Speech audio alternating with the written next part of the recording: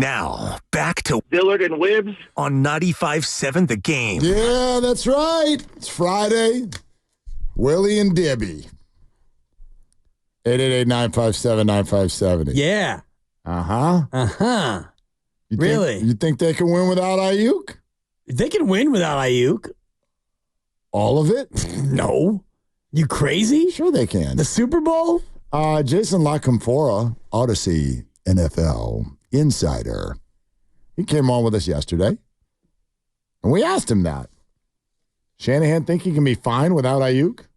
We know what Kyle's history has been at the wide receiver and quarterback position, and they feel like they can sort of create guys, right? And we can scheme things up. And I think it's also one eye into the future. Like, not just about giving Aiyuk 30, it's about giving him and Purdy 95 or 100, or you know what I mean, or whatever that number turns out to be. And is that viable? But things have conspired against him, right? Pearsall can't get on the field. My buddy Baldy, rewatching their first two preseason games, isn't impressed by the depth at wide receiver whatsoever.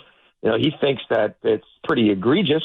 And you're only one injury away from, if Ayuk's holding out week one, hypothetically, and God forbid Debo gets hurt, then what are we talking about? There's not a whole lot of there. So I'm sure that's part of how they're looking at it. But the guy they drafted to show him that, hey, you're not all that, hasn't gotten on the field. So if you're Brandon Aiyuk and you're looking at this same film and you're around the team and you see what's going on, like, really? 1,342 yards?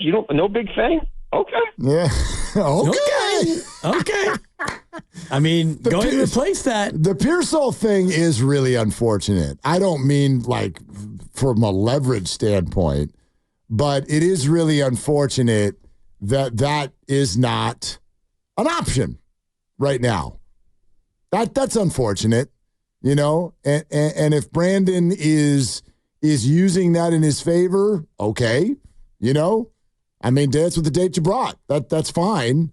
That worked in your favor, but I'll admit that I would feel a little bit more comfortable as a 49er fan if there was like, even if you didn't know whether you should believe it in or not. From a skill set standpoint, you could look at that and at least be like, well, maybe that'll work out. Maybe he'll be good week 1, 2, 3, somewhere in there. But like right now, I don't even think that he's probably going to play in any of those games. I don't even think he'll be suited up. No, I think that he's heading for one of the various lists, whether it's IR or PUP, I don't know. But he has not been able to actually play football. And he played a little bit in practice, and he got hurt, and then he got hurt again, and then, the shoulder, and now the shoulder appears to be a lingering issue, and so now he's not playing tonight, and it doesn't seem like he's going to be ready to go. He might still be ready for week one. I think that's a little bit of a stretch, and, you could look at Chris Conley, a guy who is 32 years old. He's been in the league a long time. He's a professional football player. And he was a Chief, and he played pretty well last year in some spots, a few spots where you needed him, and you could lean on him. But if you're going with Debo and Conley as your two wide receivers and Juwan as your third down back, for me, you're not good enough to win the Super Bowl. Can we find a different word? I'd like to find a different word. Than? Arrogance. Okay. Because I think you're right in sort of pushing back on that. We're like, well, wait a minute. Because, in fact, you read the definition of it to me yesterday, and I'm like, right. It's a little bit more striking and negative than I even sort of. Yeah. Because to me, arrogance and confidence are like neighbors. Right, but arrogance. But you were like, no. Arrogance is in a gated community. Confidence is a really nice house on a good street. Arrogance is a mansion in a gated community. LaCamfora is talking about, like, this is just Kyle's way. His belief is that their system can make guys. And if you want to trace the history of the name Shanahan in the league, they ain't wrong. They ain't wrong. Well, it took Mike a long time to finally get there and get over. But what's funny is people will be like, this Shanahan guy thinks he can just make people out of nowhere. And the same person will be like, this Purdy guy's totally a product of the system. It's kind of opposite points, isn't it? Right. I mean, that's like, if you believe, I mean, Jimmy Garoppolo went to a Super Bowl, and then in his next professional outing, he made Devontae Adams lose his bananas. Right. Those are the latest two things that he's done in the league. go to a Super Bowl, and drive Davante Adams insane. So how did Kyle do it? How did he do it? And is he doing it again? I think is actually a national debate that continues to rage. On is he doing it again? Is he? Is Brock Purdy just a product of the Kyle Shanahan system? Is he doing it again? Are we literally watching the same thing again? And some way, somehow, because I don't know what's going to happen next. We've all decided he's just going to sign a $60 million contract and off to the sunset we go. And there will probably be at least a couple of Super Bowl Lombardi trophies and parades and the Hall of Fame. And thank you for coming. But this could just as easily, 2 years from now, this could be, dude, what the hell happened to Brock? And why is this like, why is this not feeling right? Why'd they pay him? You know, when Jimmy Garoppolo walked in here and won 6 in a row, and by the way, before it sounds like I'm arguing this, I'm not. They're not the same player. Exactly. I don't believe. I'm just saying I don't know what's going to happen next. And there are those of you out there who believe that Brock, in some way, shape, or form, even if just a little bit of him, is a product of the system and what's going on around him. I believe that. Okay, sure. so why is Brandon that? Well, yes, of course he is. Well, then what are we talking about? Then we should not be this scared of the idea of Brandon not being on the team. Well, we should be because there's no replacement for him. And similarly, that we if know Brock of Purdy, right now. Well, fine. Make another one. Okay. Make another Brandon Aiyuk. Make another one. Okay. Chris Conley, 32 years old, journeyman. Go ahead and you go be Brandon Aiyuk. I don't like his chances. Okay. Juwan Jennings, you've been a third down back and you've made some plays. You've been pretty good. You go be Brandon Aiyuk. I don't like those chances. And Ricky Pearsall, first round pick, rookie, you said yourself, rookies don't often pop right away. Not often. And this guy can't even get on the field. Not often. Because he's so hurt. But it's allowed. And it's allowed, yes, and you've got Cowing who is behind schedule, and none of these guys are going to hit the field and be Brandon Aiyuk. So, yeah, go be Brandon Aiyuk. How long will it take? I don't know. What will that mean? 5 weeks. Maybe, I don't know. Maybe longer. Or maybe none of them are Brandon, but they're a reasonable facsimile, or at least if they're 80% of Brandon and you're doing that for $5 million instead of 30. Maybe that's what Kyle Shanahan thinks. Maybe that's what he thinks. Well, it better be right, because if you start the year or you go 9-8 and you don't have Brandon Aiyuk because you traded him to Washington, and Pearsall and Cowing aren't good enough, and Conley is a journeyman, and Juwan Jennings is not a real receiver, and your team isn't very good. If you traded him to Washington, you've probably got a crap load of draft assets to take another shot at wide receivers next year. Yeah, and maybe you can go out there and do another third-round miss like you tend to do every single year. Or without spending money on Brandon Aiyuk, maybe you got a bucket of cash to go shopping with. Sure. I don't know. And then you take another year and you just piss it away because you chose not to bring back a good receiver. I'm not saying that. I'm trying to get inside Kyle's wead. Well, and if we're playing the arrogance part of this, which it's not arrogance, it's supreme confidence. Yeah, belief. It's belief in what he's doing, right? And that's what you want in your head coach. Totally. Right? And, his dad is a 2-time Super Bowl champ, and his dad's an NFL lifer, and he grew up around a lot of smart NFL minds. And so, yeah, he's got a very good background. He's got a lot of confidence. And you know what? He's done very well as a head coach of the Niners. So, of course, he's going to be confident, supremely confident. But this is a whole nother thing when you try to, take a receiver who's an all-pro and maybe replace him over money. And it's not his choice completely. I know that. It's John Lynch and it's Parag Marathe and it's ownership, and it's more complicated than that. But that's a big risk when you take a player who has grown and played with you and done well with you, and you just are going to move off him and pivot. Well, I mean, at a minimum, I would argue at this point, while I acknowledge we don't know what we don't know, I don't think the 49ers have treated this. I don't think that you could argue that they're treating it in a dismissive way. I don't think that right? Does anybody think that the Niners just like, we don't need Brandon. No, but Like he's they're not trying their butts off, and the guy won't say yes to anything. Well, That's how maybe. it feels to me. Yeah, exactly. Well, Because we're not just talking about the Niners. We're talking about 4 football teams. We're talking about 4 football teams.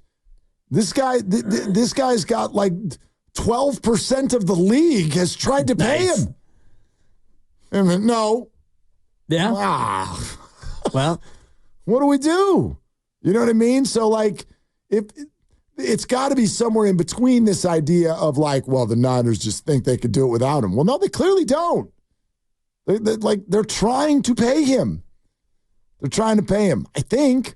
right. It sounds like it. Well, they're trying to do whatever they're trying to do, but this thing should have been resolved a long time ago, and it shouldn't still be dragged out into August 23rd. And I remember talking about this in early August and late July and late June and mid-May and certainly late April when the draft was happening, and yet it still is a thing. So, yeah, they're trying to get resolution, but they could easily have resolved this a long time ago by either trading him or saying, you're playing on the 5th-year option. Right. Oh, I'll We're buy done. that. We're done. I'll buy that. And they bought into all of this. Like who doesn't think that the 49ers miscalculated this? Of course they did. Yeah. I bet the Niners would tell you that. Don't you think?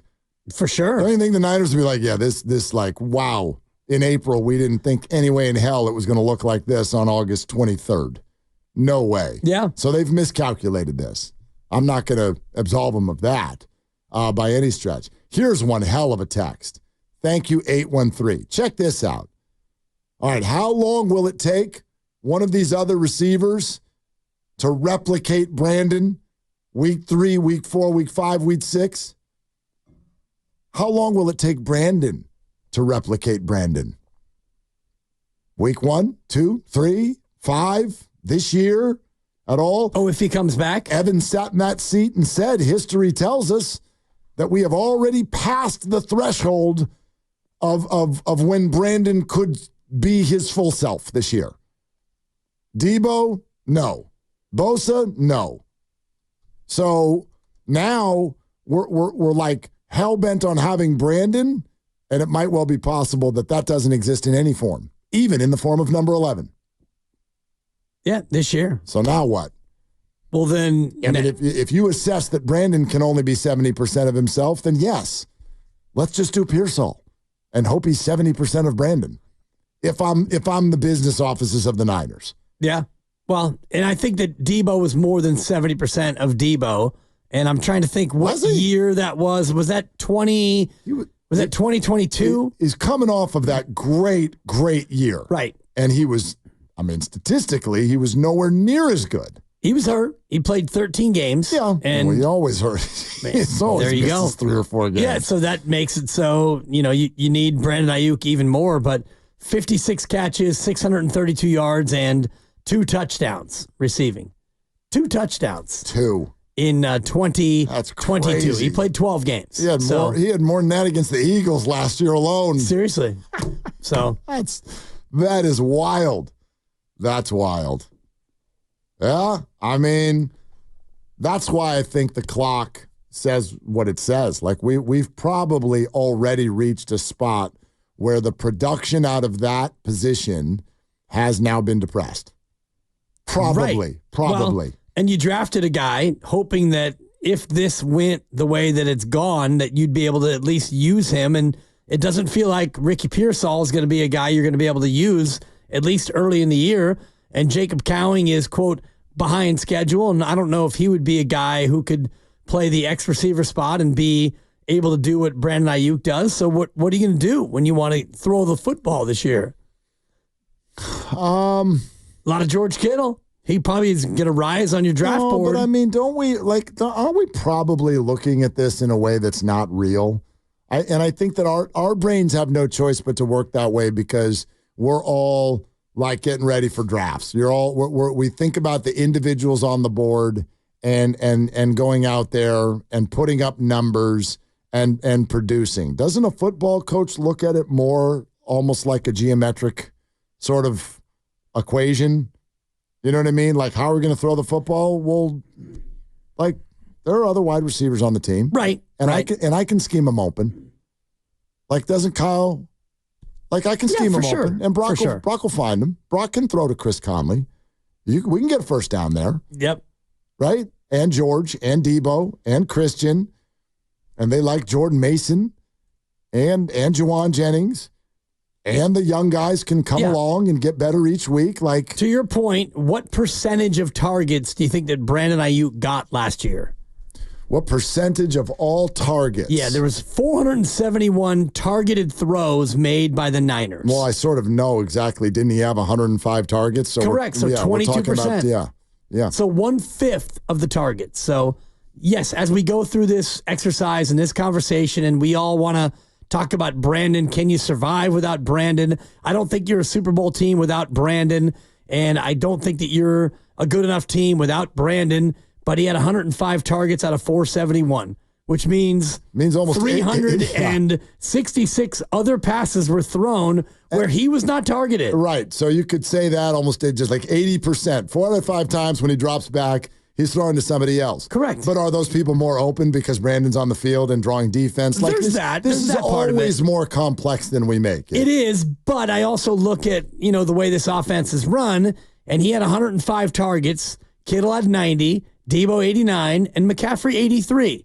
So those 4 guys had all but about 80 of the targets. Yeah. So is one more important than the other 3? Probably not. The collective of the 4 of them accounted for darn near 85% of the targets. So to your point, like, if Brandon's not out there, is it harder for George? You're damn right it is. Well, is it harder for Debo? Sure. No doubt. McCaffrey's are different because he gets, a lot more of the check down stuff. I'd also say this, and I think that this is a fun discussion, but to me, like, I will die on this hill. I think there's a correct answer to this. Even though it's an opinionated answer, I think it is factually correct.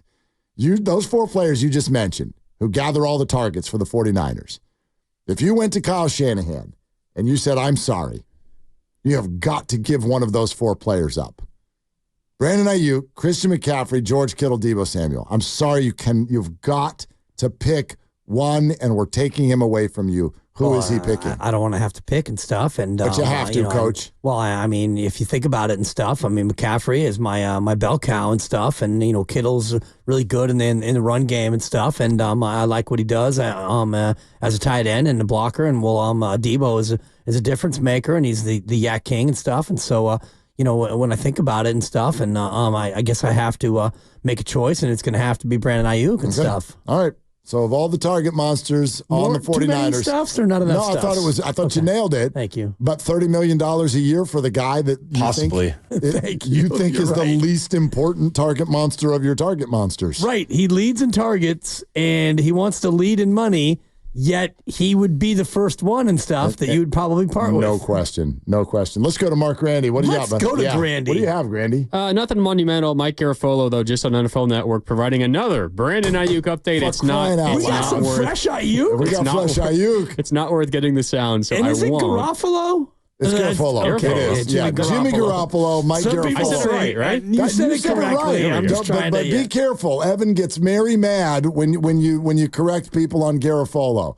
I texted Steiny about it 2 weeks ago, and they made it sound like I was a snooty patootie because I helped him out. I'm like, Arrogant. It doesn't. Well, I am, but it doesn't. It doesn't rhyme with Garoppolo. It's Garofalo. Jimmy Garofalo and Mike Garoppolo. Thank you. What do you have? What did Garofalo? Whatever his name is on NFL Network.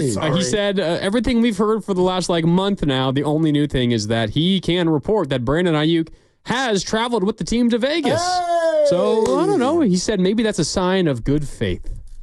Maybe, or maybe it's not. Maybe not. It's a sign of a guy who wants a free trip to Vegas is what it is. He's like, I do like that Bellagio. If they were playing at Cleveland, there's no chance in hell he's on that flight. Seriously, Niners at Cleveland. Sorry, Coach, my back. I just can't. All right, I just can't get on the plane. At the risk of the most annoying conversation of all time, if you're about to get traded, are you flying with the team to Vegas for a preseason game that you're not playing? Probably not. Probably not. I mean that is. I am a tiny bit surprised. That he's with them? Yeah. I'm not. I think again, just a tiny bit. But that's... the whole idea of him being traded for me is so last week. And it's like, even 2 weeks ago, I think that... 4 weeks ago, it didn't make any sense. Well, 4 weeks ago, I thought he was gone. I know, but you know me. I've said, if you just, not the reports, boil down the action, it never made any...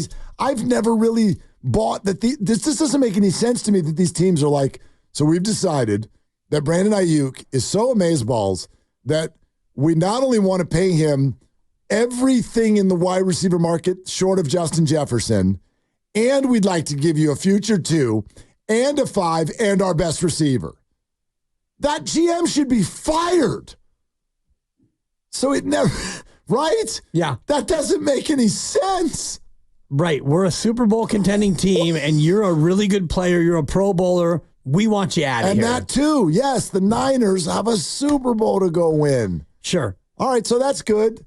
That's great. He's in Vegas with the team, which tells me that, the blood is probably not that bad. Shout out Taylor Swift. Maybe he sat in the back and Kyle sat in the front. Yeah. Maybe he held in on the plane. He didn't talk to anybody because I'm not. That means something different on a plane.